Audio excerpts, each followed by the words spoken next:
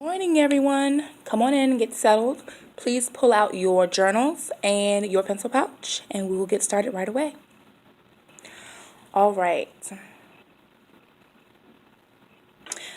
Today we're going to be working on poetry, and our objective is written right back here. We're working on the standard 8.5. The student will read and analyze a variety of fictional texts, narrative, nonfiction, and poetry. Our objective is, given the poem I Know Why the Caged Birds Sing, students will read independently and write logical responses that classifies the poem as fiction 4 out of 5 times. So, being that I'm grading this, you have to get 4 poetry aspects correct in order to pass this assignment. And vocabulary. These are the words that you're going to see in your poem, and I want to make sure that you all understand what these words mean. These are just a few of them, and you will have them on your vocabulary sheet, which will be passed around. Musty, porter, segregated, and renege. Repeat after me. Renege. Very good. No, hold that question until the end. Thank you. All right, let's get started.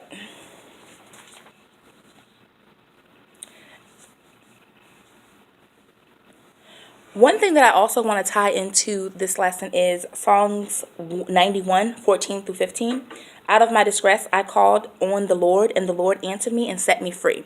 Now, during the time of this poem, there was segregation. And segregation means that you are not allowed to use the same public restrooms or go to the same school as someone that's the opposite color as you. So let's go ahead and get started. As we're going through the poem, something that I want you to think about is, what is the significance of the opening scene of I Know Why the Caged Bird Sings? So as you're going through your poem, you're going to think about these questions, and they will be projected on the overhead projector so that you can see them and answer them in your journal. All of this is independent work, and at the end of class, we will go over it. So go ahead and write down your vocabulary, your definitions for your vocabulary words. Remember, musty, porter, segregated, and renege. Those are your vocabulary words. There's only 4, but there's more on your vocabulary sheet. So take 5 minutes and go through your poem and see if you can decode and use your context clues to figure out what those words mean. This is independent work. Please do your own work.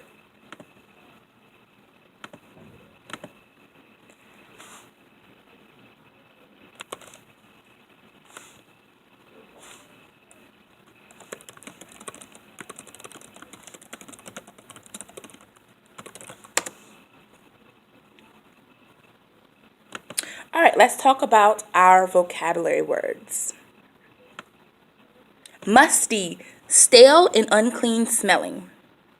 When I was 3 and Bailey 4, we had arrived in a musty little town wearing tags on our wrists, which instructed, to whom it may concern, that we were Margaret and Bailey Johnson Jr. from Long Beach, California. So that was an example of how that word is used. Next word, porter. A person employed to carry luggage and supplies. A porter has been charged with our welfare. He got off the train the next day in Arizona, and our tickets were pinned to my brother's inside coat pocket. Yes, that's exactly what you're doing. I'm reading the words to you, but you're also reading them to yourself. You will be tested on these vocabulary terms. Segregated, separated or isolated from others or a main group. Renege, fail to fulfill a promise or obligation. So for an example, if I renege on a promise and I told you guys, if everyone passes their test, we are going to take a trip to Disney World. And then out of the nowhere, I say, no, we're not going to go anymore. That's an example of me reneging.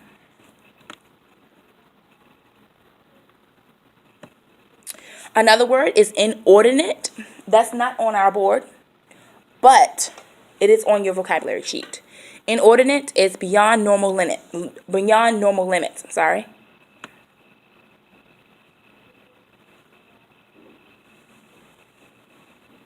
Nonchalance, a trait of remaining calm and seeming not to care. Now, that's a trait that some of you all have when it comes to doing your homework or paying attention to class, right? We can use nonchalance. Bobby had a nonchalant attitude towards his homework. Meant that he didn't really care. He didn't care about that. Are there any questions about the vocabulary words that we have gone over so far? Any questions? Very good. Abomination, an action that arouses disgust. Abomination. So when you think something is an abomination, you are completely disgusted by it. And you can't believe that something like that would happen to you or that you encountered something like that. So let's say my car was a complete abomination because the kids have completely tore it up and they left food everywhere. So I'm disgusted by the way the car looks. Jamarian, do you have any questions? Okay, well, I need you in your seat, please. Yes, we'll have a brain break in 5 minutes. 5 minutes. Give me 5 minutes. Thank you. All right, are there any questions about the vocabulary terms? Any questions?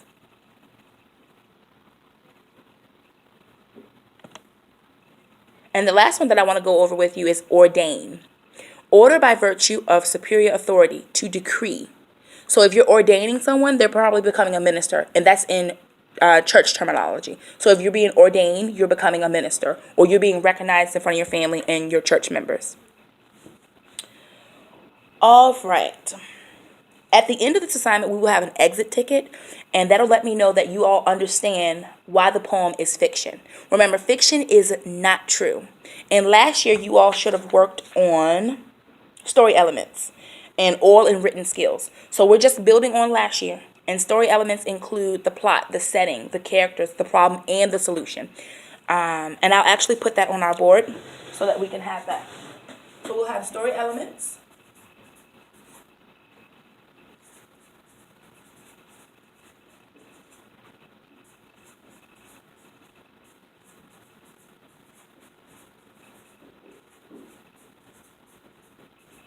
So we have plot, problem, solution. What's another one? Characters.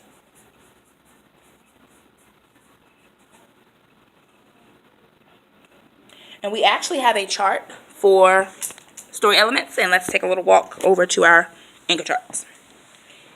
So we have story elements. You can refer to this chart if you have any questions. We have characters, settings, conflict, or problem.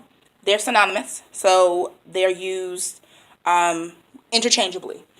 Key events, beginning, middle, and end, if we were summarizing. And solution or resolution, that's another synonymous term. That's the answer to the problem. Your plot is a sequence of important events. Introduction, which is the beginning, middle, and the end. All right? So, we have our chart here. Here. It's backwards, I'm sorry. But you guys can see it out there. It's backwards to me. So we're going to focus on identifying why this passage or why this poem is considered fiction. But keep in mind, we need to know story elements. So story elements includes plot, problem, solution, and characters. Are there any questions about that? Perfect. We're moving right along. All right.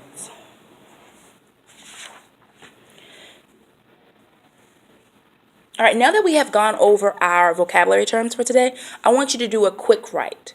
And a quick write is just no more than 5 minutes, and you're going to write about what you think this poem is going to be about, and why do you think Maya Angelou wrote this poem?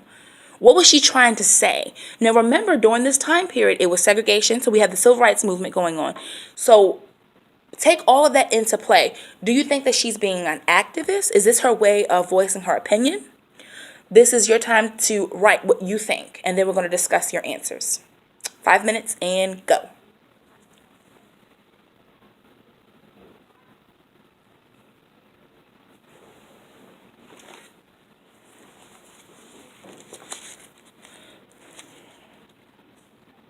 All right, guys, I didn't bring my timer today, but time is up. So let's look at our quick write. Why do we think Maya Angelou wrote this poem, I Know Why the Caged Birds Sing?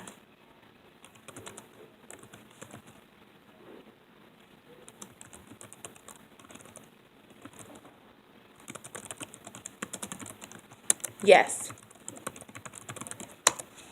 Okay, can you expound on that answer?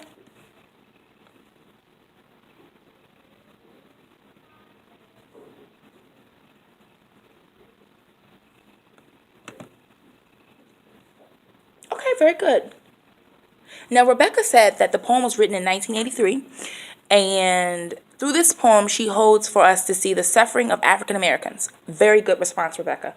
So, what Rebecca said was, Maya Angelou wrote this poem to say, hey, African Americans are suffering. They need help. They're being mistreated. Segregation is not right. Now remember, segregation is separating people. So if I was to do that activity in class, I would put all of my non-Caucasian students on one side and all of my African American students on one side, and then I would give certain privileges to certain students. That's segregation. So very good answer, Rebecca. And yes, you may get a piece of candy. That was an excellent answer. Thank you so much for sharing.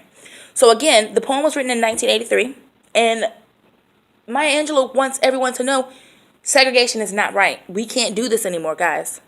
So she was a voice of the time. Can anyone think of people that are a voice of the time now? Who's a voice of the time now? Think to yourself. You're thinking. You're thinking. Who's a voice of the time now? President? Very good. How does the president be a voice of the time? He represents his country. Very good. Governor? How is the governor a voice of the time?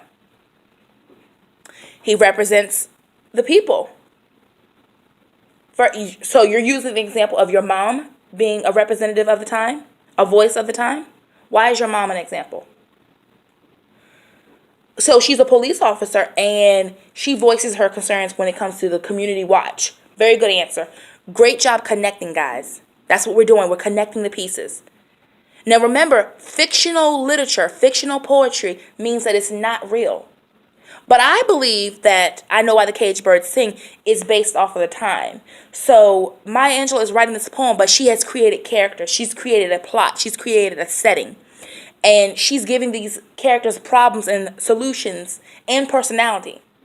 But she's using her poetry and her creativeness to say segregation is not right. Treating African Americans wrong is not acceptable. And we can't continue to do this. Very good. Turn to a clean page in your journal. Clean page. You need today's date. Today is December 5th, 2018. You need today's date. Very good. Now, we just discussed why we thought Maya Angelou wrote the poem. And now, we're going to go on to our next question. Remember, you have the poem in front of you. Clarissa passed the poem out. Everyone should have the poem.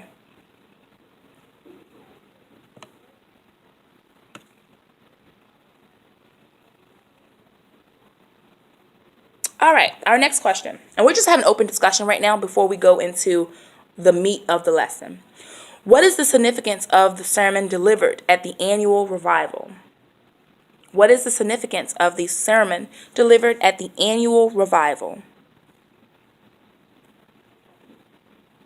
Whatever you think, write it down. We're going to talk about it. We're having open discussion now, and then we're going to dive into the meat of the lesson. This will probably take us about 3 to 4 days to get through this lesson, because I want to make sure you guys understand why this poem is fiction and why it responds to the time. Remember, it was written in 1983. So we have to get to the meat of the poem, and that's what we're going to work on. So our question is, what is the significance of the sermon delivered at the annual revival?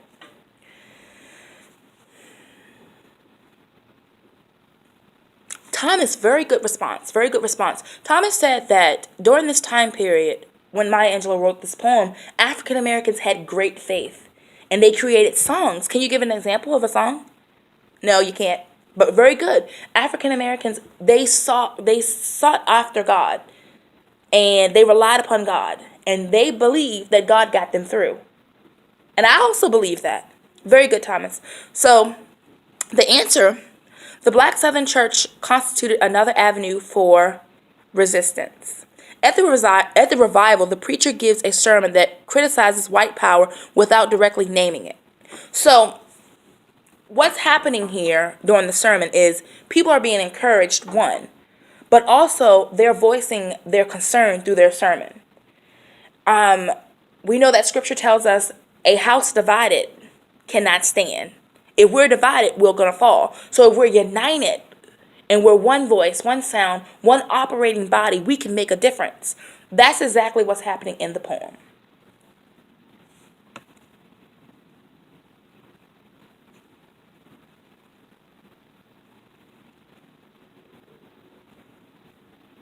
Are there any questions about that? No? Are you sure? Okay, so we have built on our background knowledge. We've talked about story elements. We've talked about the history of the poem. We've talked about the era that the poem was written in and how Maya Angelou was a voice of her time. Now, we are going to move on to our next step.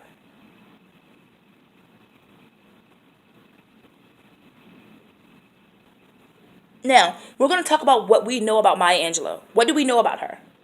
We know that, let's put it on my board. Where'd my marker go?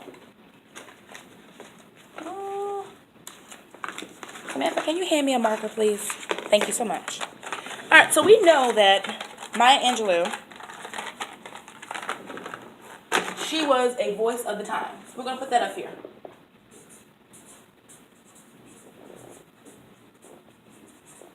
Okay, she was an activist. Very good.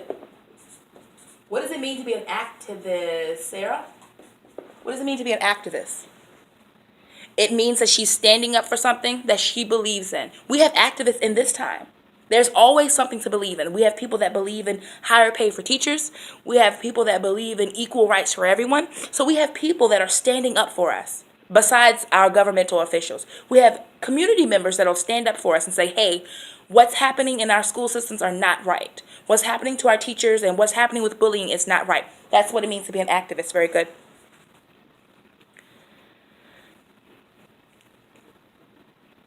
Okay? We know that she was an activist.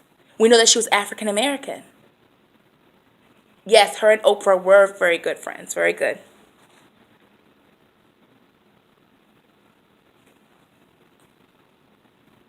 All right.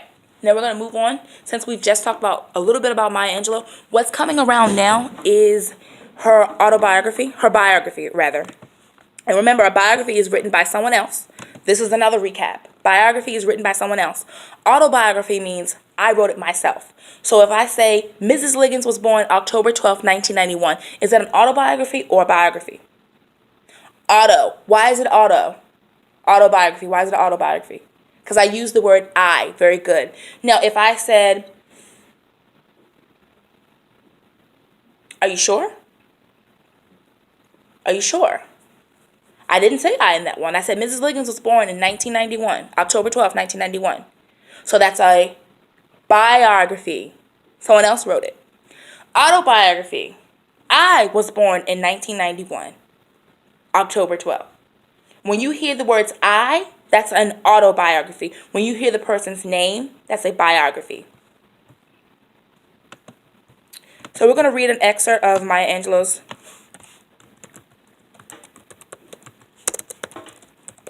biography. Maya Angelou was born Marguerite Johnson in St. Louis, Missouri, on April 4th, 1928. She grew up in St. Louis and the Stamps, Arkansas. She was an author, poet, historian, songwriter, playwright, dancer, stage and screen producer, director, performer, singer, and civil rights activist. There's that word again, civil rights activist.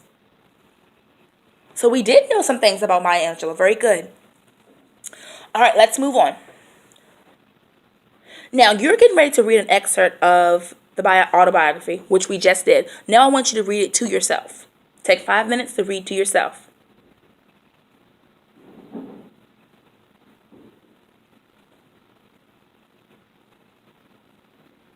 All right, very good. Does anyone need additional copies of the poem? I Know Why the Caged Bird Sings. Does anyone need it? We're getting ready to go through it together.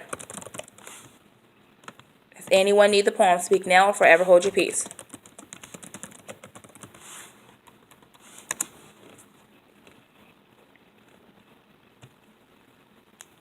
Now, I'm not going to read the whole thing to you. I'm only going to read part of it because I want you to read it silently to yourself since you have to do an independent assignment on it. I Know Why the Caged Bird Sing by Maya Angelou. A free bird leaps on the back of the wind and floats downstream till the current ends and dips his wings in the orange sun rays and dares to claim the sky. But a bird that stalks down his narrow cage can seldom see through his bars of rage. His wings are clipped and his feet are tied, so he opens his throat to sing. What's happening to the bird? He's caged, so he's bound. She's talking about slavery here. She's talking about segregation. She's talking about the unfair treatment of African Americans. Very good analyzation. Very good.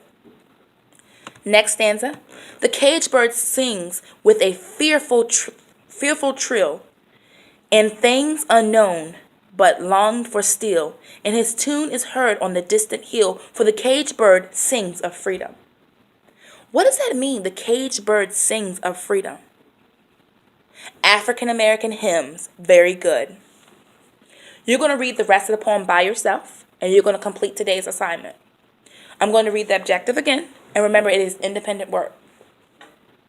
Given the poem, I Know Why the Caged Bird Sing, students will read independently, which means by yourself, very good, and write logical responses that classifies the poem as fiction 4 out of 5 times. 4 out of 5 times. You have to write 5 characterizations that classify the poem as fiction. But your goal is to get 4 out of 5 correct, because I am grading this assignment. If you have any questions, please raise your hand. Go back and reread the poem. Analyze each stanza. Make sure that you're classifying the poem as fiction and not nonfiction. Fiction means that it's not true. Nonfiction means that it is true. Fiction, not true. Nonfiction, true. Are there any questions? Very good.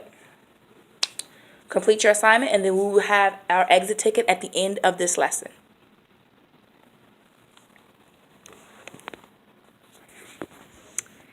This has been another wonderful day in the land of learning with Mrs. Liggins. And this is my actual classroom. No one's in here.